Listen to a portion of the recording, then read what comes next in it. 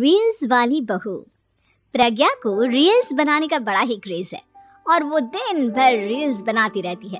खाते पीते घूमते फिरते घर में कॉलेज में रील्स बनाने के कारण प्रज्ञा पूरे कॉलेज में हाईलाइटेड है।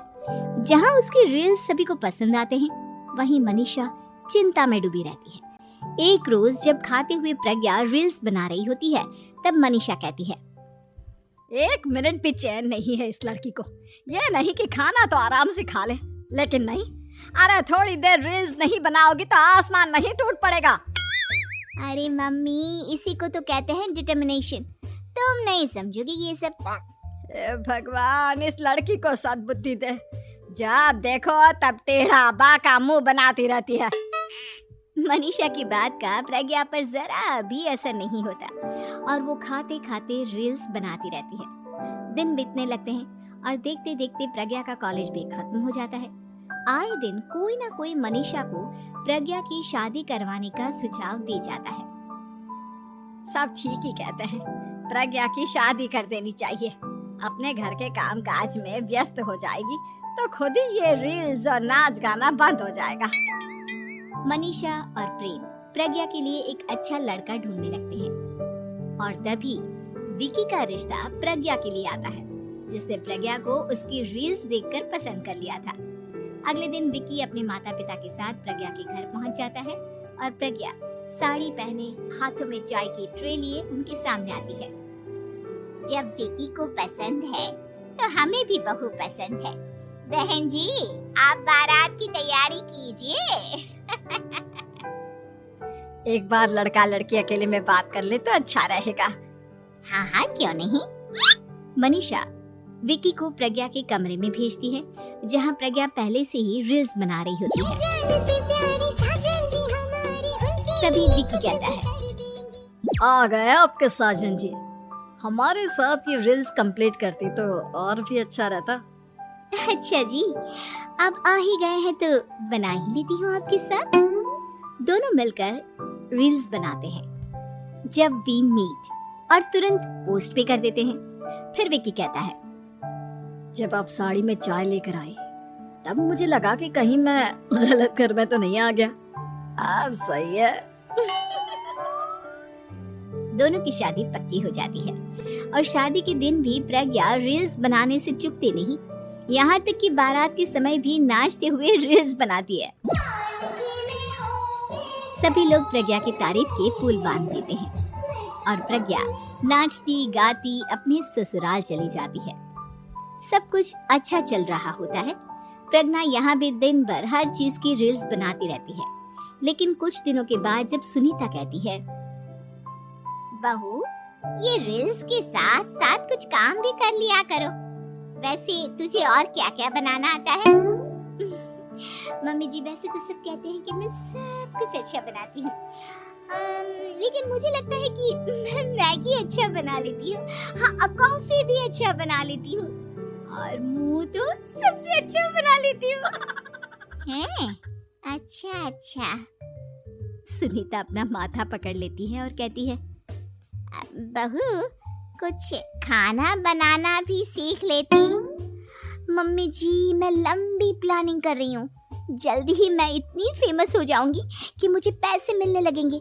हम दोनों सास बहू राज करेंगे, राज। नौकर काम करेंगी और लोगों की तो लाइन लगेगी हमसे मिलने के लिए। तेरा दिमाग खराब हो गया है क्या बहू?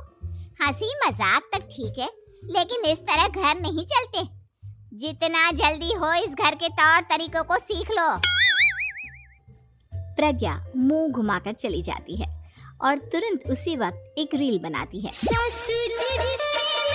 ये देख सुनीता का गुस्सा 7वें आसमान पर चला जाता है और विकी के घर आते ही सुनीता उसे सब कुछ बताती है।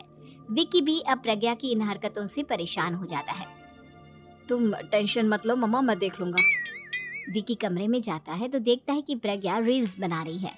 विकी बड़े ही प्यार से प्रज्ञा से कहता है, प्रज्ञा, इन सब के लिए मैं तुम्हें मना नहीं कर रहा हूँ, लेकिन फिर भी हर वक्त तो ये अच्छा नहीं लगता ना। समझने की कोशिश करो, मुझे भी तुम्हारा थोड़ा वक्त चाहिए। मैं जब ऑफिस से आता हूँ तो मुझे समय देने की जगह इसी में लगे रहते हो। तुम ज्यादा ही सोच रहे हो। तुम भी मेरे साथ रील्स बनाओ ना, तुम्हें भी बहुत अच्छा लगेगा। तुम्हें इज्जत से कोई बात समझ में नहीं आती क्या? दिमाग खराब हो गया है तुम्हारा इस चकाचौंध से। अगर तुमने अपना रवैया नहीं बदला तो मैं तुमसे दूर चला जाऊंगा। तुम ही रिश्ता लेकर आए थे, मुझे लड़कों की कमी नहीं थी और ना आज है। विकी दरवाजा पटककर चला जाता है। धीरे धीरे विकी प्रज्ञा से दूर होता जाता है। एक रोज मनीषा प्रज्ञा के ससुराल उससे मिलने जाती है। तब सुनीता उससे कहती है, बहन जी अब आई हैं तो कुछ दिन यहाँ रहकर जाइएगा, आप ही का घर है। हाँ मम्मी, बहुत दिन हो गए तुम्हारे साथ एक भी रील नहीं बनाई मैंने। प्रज्ञा तुरंत अपने फोन में रील्स ऑन कर लेती है। ये सब मुझसे नहीं होता। तेरा ये भूत अभी तक नहीं उतरा क्या? बहन जी आप कुछ कहती नहीं क्या इसे? जब आप ही कुछ नहीं कर पाई तो मैं कर ही क्या सकती हूँ, सास तो वैसी ही बदनाम है। शाम को घर की लाइट चली जाती है और मनीषा प्रज्ञा से कहती है, मेरे घुटनों में बहुत दर्द हो रहा है, तू लाइट का कुछ इंतजाम करना बेटा। अच्छा कैंडल जला देती हूँ मम्मा।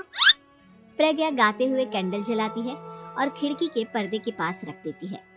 मनीषा जिसे बहुत दर्द हो रहा है वो सो जाती है और प्रज्ञा हमेशा की तरह अपने रील्स में लग जाती है। उधर कैंडल की वजह से पर्दा आग पकड़ लेता है और मनीषा के कमरे में आग लग जाती है। बचाओ, कोई है, बचाओ। सभी भागते हैं और विकी कमरे की आग बुझाने में लग जाता है, लेकिन तब तक मनीषा आधी जल चुकी थी। मनीषा की हालत देख प्रज्ञा रोने लगती है।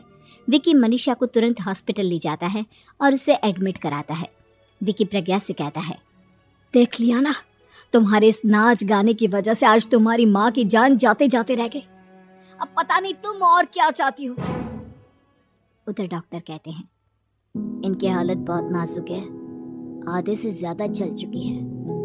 प्रज्ञा रोती हुई मंदिर में जाती है और भगवान के आगे जाकर कहती है, भगवान मेरी माँ को ठीक कर दो, मैं कसम खाती हूँ हाथ से ये रील्स बनाना छोड़ दूंगी, बस मुझे मेरी माँ वापस मिल जाए।